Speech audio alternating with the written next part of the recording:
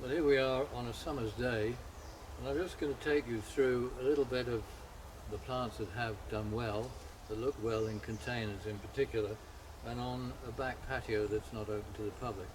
So this is my sort of private area where I'm sort of looking at different things. Firstly, of course, this Hydrangea Annabelle is a fantastic plant, and I'll return to that in more detail later. It's good in a container, good in the garden in different situations. And Cornicloa, the golden one in front here, combination with the black-leaved Ophiopogon.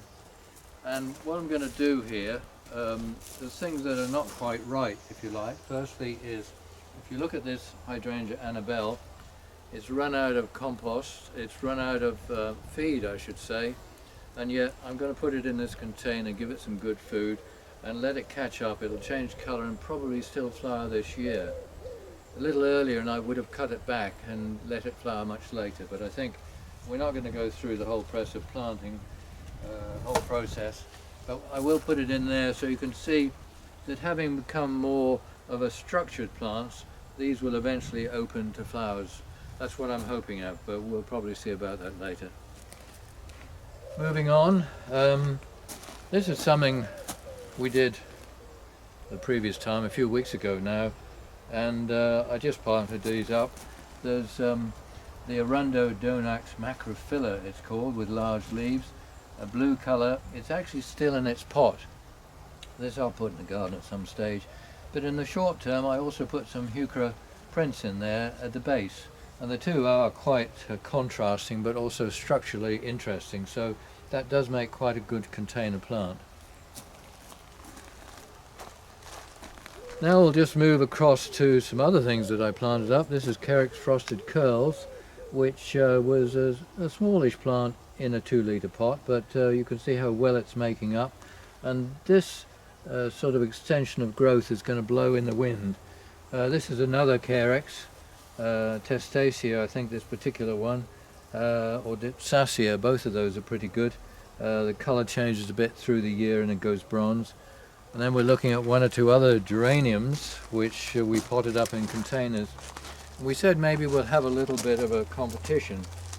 This one's called Mavis Simpson, small flowers. It really is very rampant in the garden in a dry situation and sunny situation. A little bit of a lesson here for those people who want to know more about Geranium Rozanne, and more on that in a minute. But this actually was planted 2 years ago, and I haven't kept it as well fed as it ought to be. You can either use a liquid feed or you can put a slow release fertilizer, which I have on it, but it looks a bit scrawny, but the stems have gone red, but it still grows up quite well into the middle of that miscanthus. The Ophiopogon is a plant for shade, but on its own, if you move it around, and that's a great thing with containers, you can move them around and make scenes and so on, as long as you have a reasonable back or a trolley that you can move them on, or maybe a young helper. And well, this really has to take pride of place. Now this Geranium Rozanne, if you look back at the previous potting that we did, we potted one into this container here, and it was a relatively small plant with hardly any flowers on it at all. Look at it now. Here we are in middle of summer really, and it's really flowering its head off. It's in a terracotta container, which means that it's going to be a fairly porous sort of compost. So I have to keep watering that daily really, and that's the secret to this. The flower heads are really quite large, and it's just wonderful, and we have had this in 2 or 3 places. It is something you can move around and really make a demonstration of.